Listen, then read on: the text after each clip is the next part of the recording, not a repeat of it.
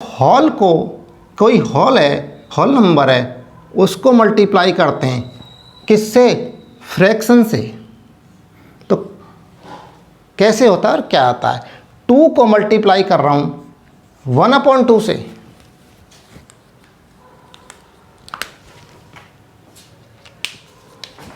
To को multiply किया 1/2 से, तो यहाँ देखिए रिजल्ट क्या आ रहा है, 2 × 1/2। तो इसको लिख सकते हैं 2/2, यानी 2 से डिवाइड हो रहा है और यहाँ क्या आ जाएगा? 1 आ जाएगा।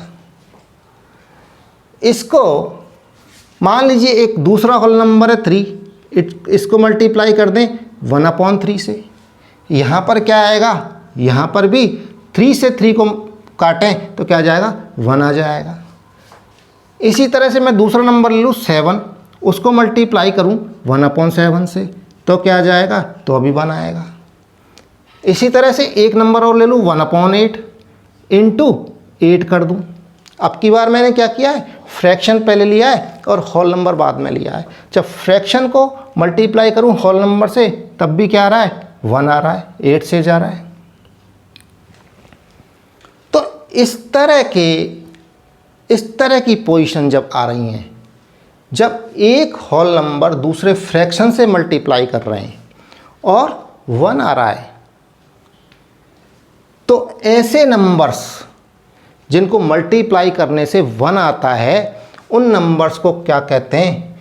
Reciprocal of to each other. इन नंबर्स को एक दूसरे का व्युत्क्रम कहते हैं। जैसे कि 2 का रेसिप्रोकल ऑफ 2, रेसिप्रोकल ऑफ 2 का क्या है? 1/2। एंड 1/2 का क्या होगा रेसिप्रोकल? 2। 3 का रेसिप्रोकल क्या है? 3 का 1/3 इसको, एंड 1/3 का रेसिप्रोकल क्या हो गया? 3 हो गया। इसी तरह से मान लीजिए 7 का लेते हैं तो 7 का भी इस तरह आ जाएगा, यहाँ ले लेता हूँ 1/7 आ जाएगा, एंड 1/7 का रेसिप्रोकल 7 आ जाएगा।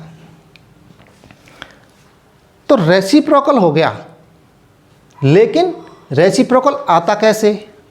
एक नंबर का रेसिप्रोकल कैसे आएगा? तो उसको देख लेते हैं कि देखिए ये नंबर है, इस नंबर को रेसिप्रोकल इसका बनाना है तो कैसे बनाएंगे?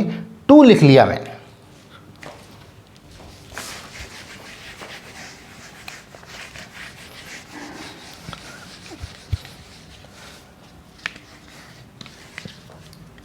रेसिप्रोकल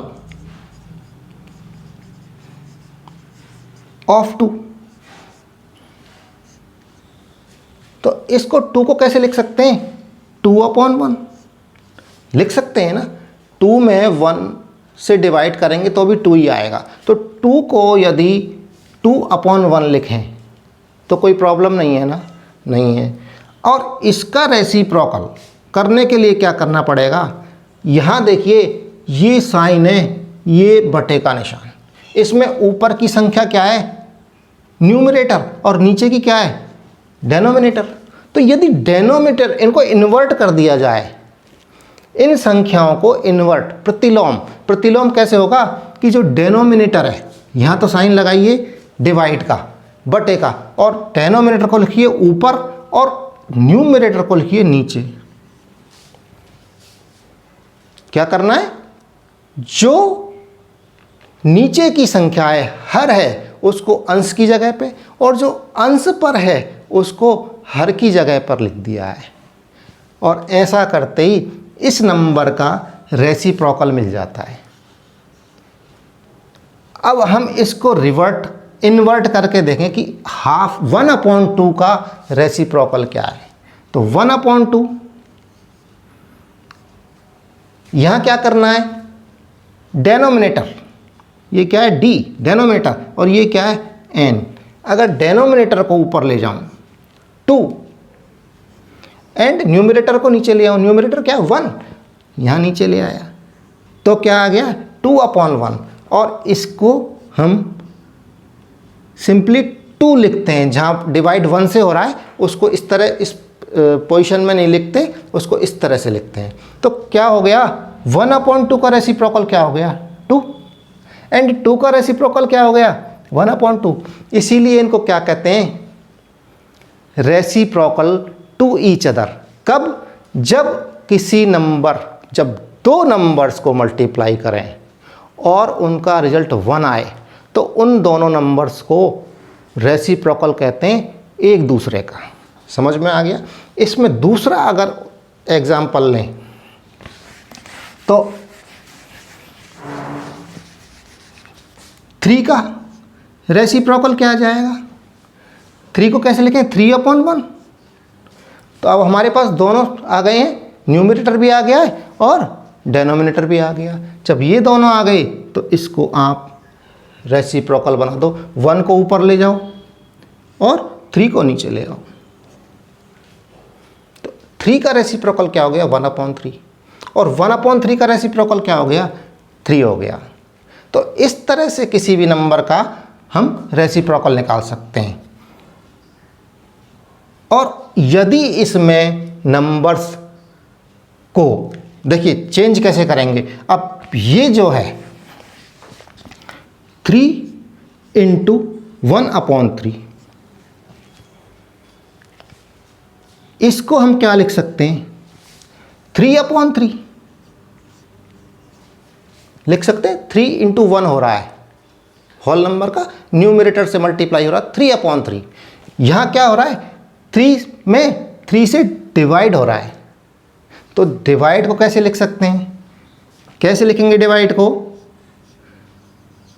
यहाँ डिवाइड का साइन पता है, इस तरह से आता है, 3/3। इसको यहाँ ले लो नीचे, 3 × 1/3 इज इक्वल टू 3/3। समझ में आ रहा है कुछ, कि यदि, और इसको यदि उल्टा लिख लें, 3/3 इज इक्वल टू 3 × 1/3। तो यदि कोई नंबर किसी नंबर से डिवाइड हो रहा है, 3/3, तो उसको सॉल्व कैसे करेंगे, उसको सॉल्व करने के लिए क्या करेंगे, उसको साइन को चेंज करेंगे मल्टीप्लाई के साइन में। यह मल्टीप्लाई का साइन चेंज कर दिया, और जब मल्टीप्लाई का साइन चेंज हुआ तो इस नंबर में भी चेंज आ गया, इस नंबर की पोजीशन बदल गई। पोजीशन क्या बदली, ये नंबर इन्वर्ट हो गया, प्रतिलोम हो गया इस नंबर का। कैसे हुआ, जो 3 था ये 3/1 इसको कर लें, तो यहाँ क्या आ गया, नीचे का नंबर तो ऊपर आ गया और ऊपर का नीचे आ गया। 3/1 की जगह क्या आ गया, 1/3। तो यही तो हमने लिखा है। अगर 3 डिवाइड है 3 से तो इसको इस फॉर्म में लिख सकते हैं, 3 × 1/3। तो डिवीजन का एक नया नियम, डिवीजन और मल्टीप्लिकेशन में एक रिलेशन स्थापित है, एक संबंध है। ये क्या है,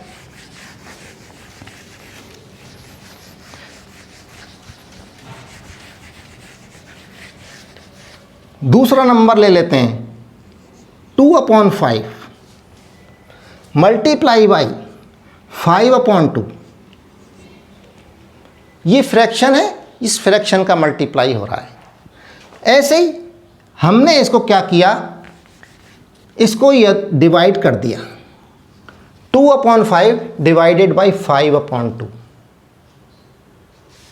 या तो इस नंबर को यदि हम सॉल्व करना है, इसको, इस पहेली को सॉल्व करना है, इस क्वेश्चन को सॉल्व करना है, तो क्या आएगा, 2/5 यहाँ आ गया, और इसको चेंज करेंगे मल्टीप्लाई में, और जब मल्टीप्लाई चेंज हो गया तो ये जो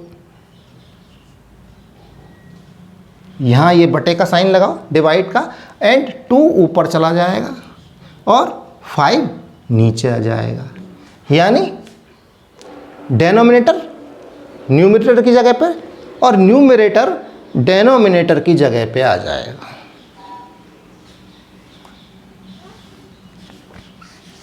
दूसरा,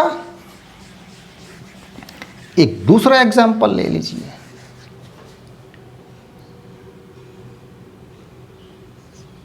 3/7 मल्टीप्लाई बाई 7/3।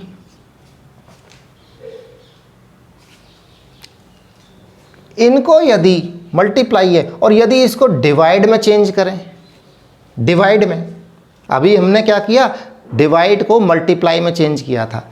यदि ये मल्टीप्लाई है, इसको डिवाइड में चेंज करना है तो क्या करें, 3/7 एंड डिवाइड का साइन लगाओ, और डिवाइड का साइन लगाने के बाद बटे का साइन लगाओ।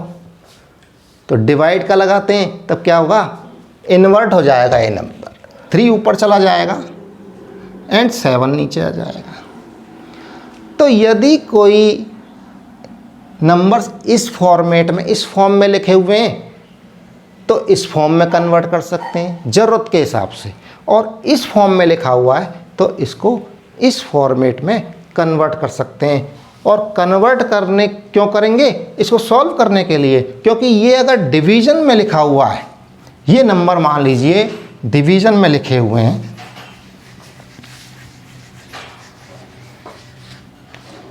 कोई फ्रैक्शन है 9 डिवाइडेड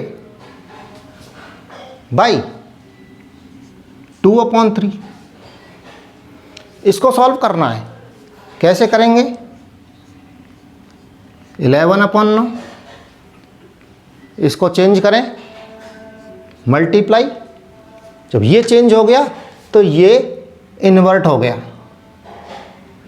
ये कहाँ चला जाएगा, ये ऊपर चला जाएगा और ये नीचे आ जाएगा। तो यहाँ 3/2,